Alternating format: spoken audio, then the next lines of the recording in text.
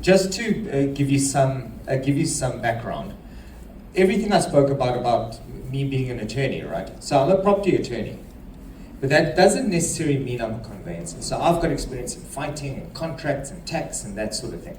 Conveyancing is a whole different ballgame.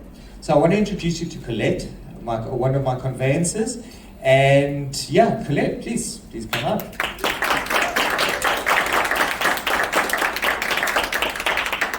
So Colet comes with a world of experience. She's been in the industry for many, many years. I don't think that there's anything in the conveyancing space that she hasn't experienced or doesn't know. So if you don't mind introducing yourself.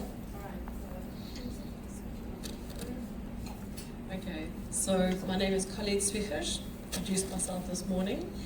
I am an admitted conveyancer, notary and attorney.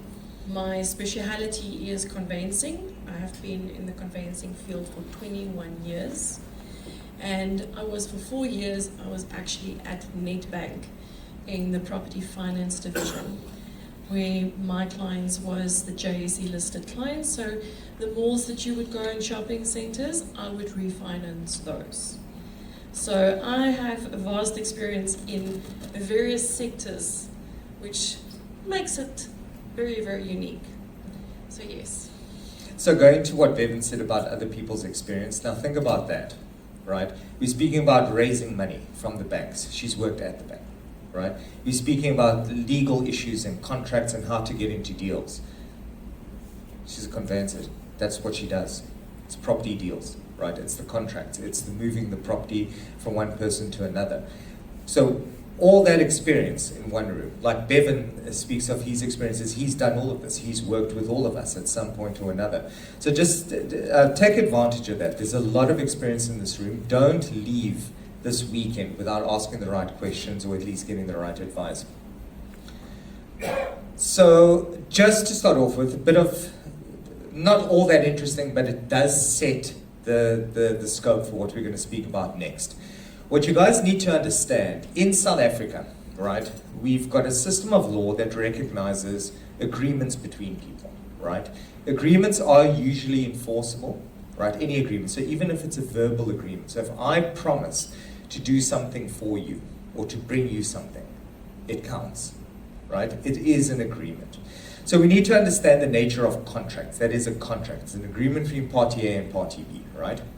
Now, as long as the contract has some kind of offer and acceptance, the parties agree with each other on what they're doing in terms of that contract, and provided that it's lawful. So it's very important that it's lawful. So you will find in our law certain restrictions on contracts that you can enter into and that you can't enter into.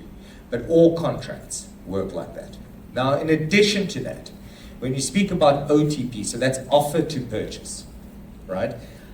Offer to purchase the property. So OTP is just a nice quick way of saying it. And it's obviously, in the space, you hear people refer to it as contract, OTP, deed of sale. These are basically all the same things, right? So just understand it's contract. Now, second thing is contract of sale. So for it to be a contract of sale, aside from everything in column 1, a contract of sale has to have an actual subject, and one person needs to want to buy the subject. So I'm giving you something in exchange for consideration, right? Difference between a sale and a lease is, in a lease, I give you something, but it's not permanent, right? It's temporary, and you give me something back for the use of that thing. Versus a sale where I give it to you, and you give me money for it. Again, can be verbal, no issue with it at all, right? But, and this is the important one, Alienation of Land Act requires that a contract for the purchase of a property be in writing, signed by the parties, and be in wet ink. And this, now I'm going to hand over to you on that. So as Bruno said, it is required. You cannot sign an offer to purchase for OTP electronically. It's not allowed. So you would need to print out the document, and you would need to sign it in wet ink and scan it back in. It's better to have the original at the much. It's better to have the original at the conveyancer's offices because we have to verify that signature. So as soon as you do sign an offer to purchase, that would need to be, give that back to the estate agent, and eventually that would find their way back to us. But there was a court case recently where there was a verbal agreement done, and the court agreed to it. So there might be some changes to this, but we will see. It has to be confirmed by Constitutional Court first. But as I mentioned on a workshop the other day, honestly, especially from a litigation experience, I can't see it changing. I do feel that that court case was a bit of an overreach, especially to enforce verbal agreements for properties, because it would cause an absolute disaster. So I think if there are going to be changes, it might come to be that digital signatures are now permissible, right? Which actually does make sense because there are ways of doing digital signatures. Now I always keep forgetting it's authorized signatures, advanced electronic signatures, but it's actually authenticated.